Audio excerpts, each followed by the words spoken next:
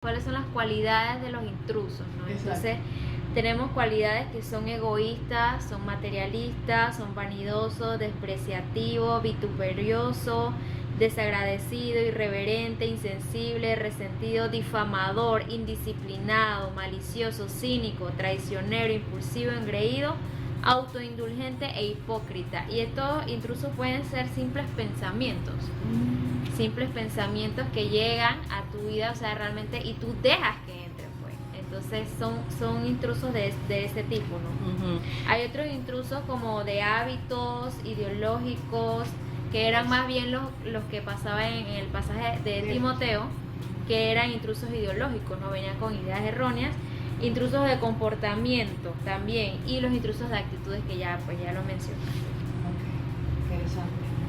Cosas que pensamos que no lo son, pero es que van rumiando, como dice la autora, ¿no? Que Satanás es un trepador, que lo va poquito a poco, y cuando vemos, ya nos tiene, ya no estamos fríos, estamos secas, estamos lejos del pozo que nos llena nuestra sed, que esa agua que necesitamos, y no sabemos, y andamos, vamos a la iglesia, servimos en la iglesia, pero estamos secas espirituales. Y son esas cosas que no le tomamos importancia, pero sí están calando en nosotras. Ahora que tú dices que estamos secas, eso lo veo mucho con lo que son las emociones. Y este libro tiene un capítulo muy peculiar con respecto a esto. Y nosotras estamos quizás acostumbradas a escuchar que el ser emocional es algo totalmente malo.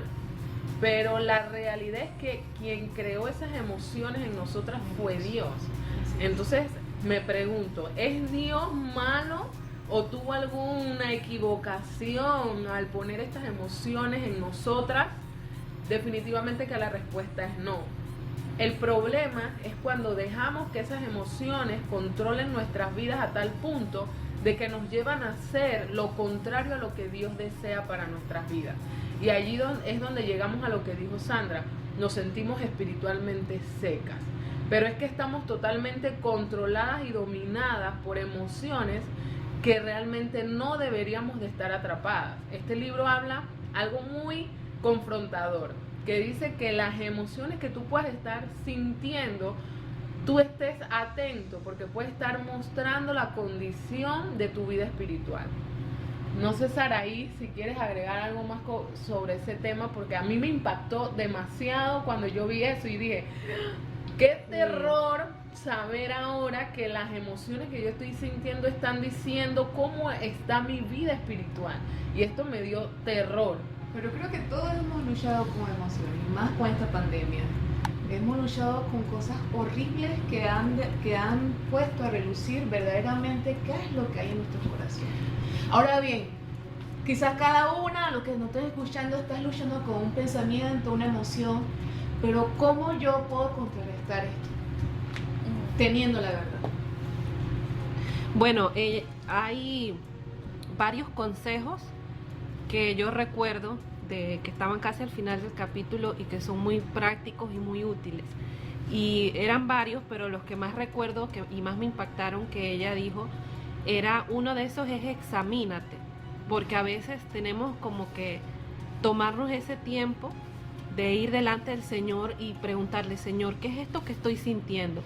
Y poder, con la guía del Espíritu Santo, ponerle nombre a esa emoción que estoy sintiendo.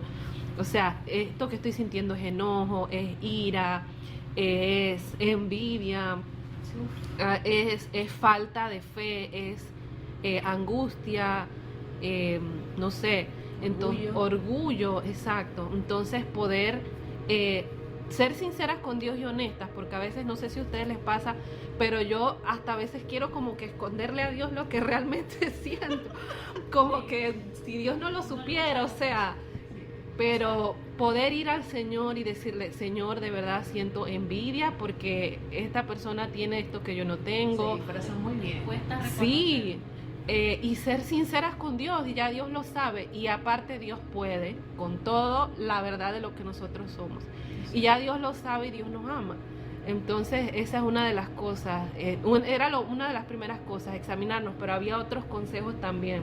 Sí, ahí yo quería aportar que casualmente el día que tuvimos que tuvimos la lectura de ese capítulo, yo estaba conversando con una amiga que está pasando por una situación. Ella es cristiana, pero se ha sentido atraída hacia un muchacho no cristiano, entonces ella ahora no sabe cómo cortar esa relación. Entonces yo le empecé a hablar y yo le dije, o sea, pero o sea, como qué cosas sientes y todo. Yo le decía, pero habla con el Señor y examina, o sea, que realmente por qué sientes eso, qué es lo que está pasando dentro de ti, o sea, cuál es la necesidad real que hay detrás de todo eso.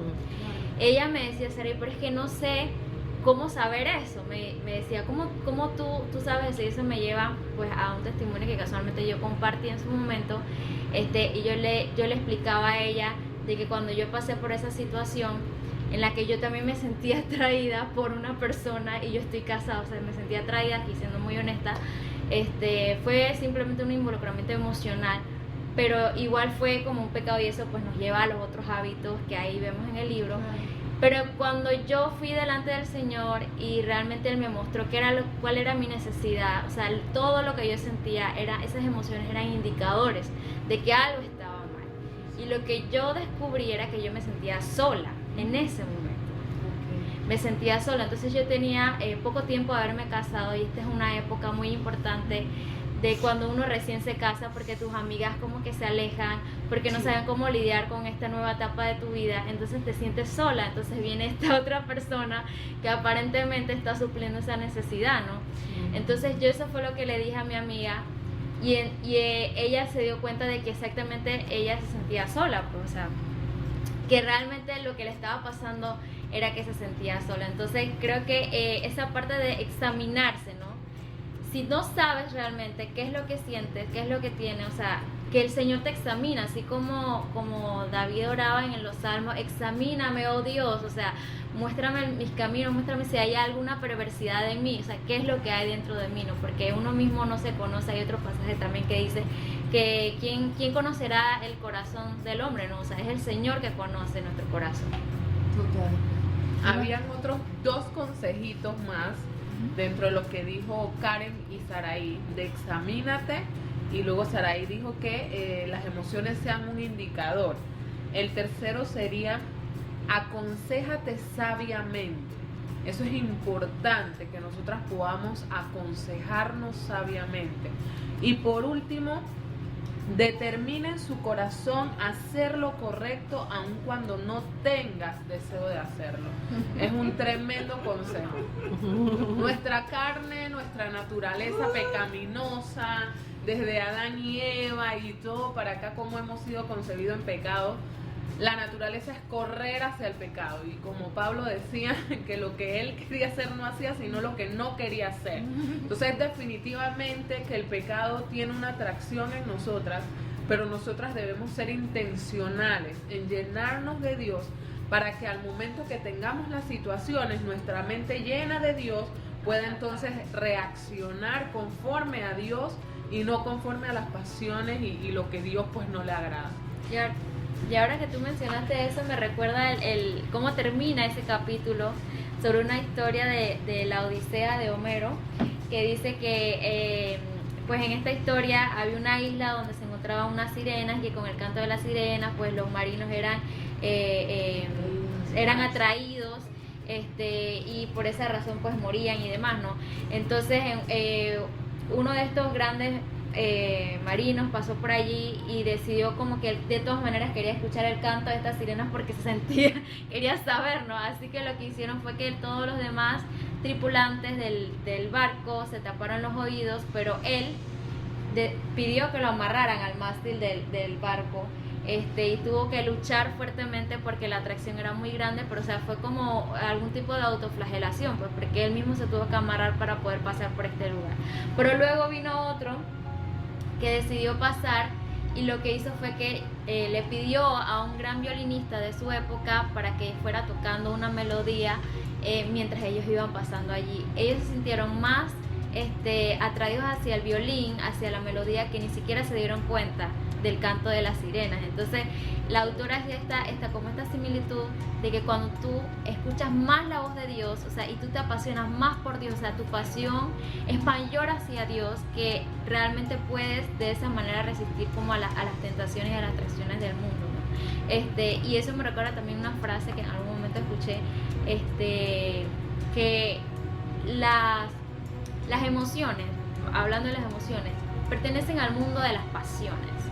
Entonces no puedes, como cuando son cosas así, no puedes razonarlas, sino que eso tiene que ser una pasión mayor en tu vida. Entonces Jesús debe ser tu mayor pasión, de esa manera, para que entonces puedas, como las emociones puedan ser encaminadas y alineadas a eso, ¿no? O sea, y algo que decía también la autora es que cuando tú empiezas a hacer las cosas bien, tus emociones te siguen. O sea, puede ser que en el momento no te sientas dispuesta, pero cuando tú empiezas a hacer las cosas bien, las emociones entonces empiezan a cambiar. Y es que esa es su característica, ellas son muy cambiadizas. Por eso no pueden servir para guiar nuestra vida, sino que simplemente nos ayudan como a saber cuando algo de pronto no está bien y que tenemos que examinar. Eso es lo que decía Nay, aconséjate. Y me recuerda mucho lo que Muse Chino me lo dijo, pero decía esto: no te escuches tanto, sino que háblate más. Y eso me recuerda el pasaje que decía de que llevemos todo pensamiento cautivo al pensamiento de Cristo. ¿Qué dice Cristo? Y de esa manera me puedo aconsejar. No es que tú puedes, Sandra, no, yo tengo que hablar la palabra, sino esa es la que me va a permitir a mantenerme anclada, firme, arraigada, a no caer en lo que no debo de caer, a lo que yo deseo, pero lo que Jesucristo me está desviando hacia otro lugar. Entonces, si seguimos, no paramos. Antes de terminar, para seguir los hábitos que no tocamos, manténgase firme y admita sus necesidades. Necesitamos pasar del dicho al hecho, mantenernos firmes y también admitir que tenemos necesidades. Bendiciones. Y yo creo que para poder cerrar, no podemos terminar sin decirte que nuestra mayor necesidad es Cristo. Amén. Y si pues no tienes, y si no eres parte de esta familia tan enorme que se llama la Iglesia de Cristo, pues te invito a que te rindas a Él. Sabemos que estando en los caminos y no estando en los caminos luchamos con muchas cosas, pero son mejores llevados si estamos con Él. Él lleva nuestras cargas, Él sabe cómo lidiar con nosotros, Él sabe guiarnos, Él nos dejó su palabra, Él nos dejó su Santo Espíritu, ese consolador que necesitamos para poder continuar, y creo que tú también lo necesitas si aún no te has rendido a Él. Así que oramos por ti, oramos porque lo conozcas, oramos porque te rindas a Él y lo puedas conocer de verdad, y vas a ver que esas emociones por las cuales estás luchando en estos momentos se van a rendir en aquel que las venció, que es Cristo. Así que Dios te bendiga y espera el próximo episodio de Extiende Gracia. Hasta luego.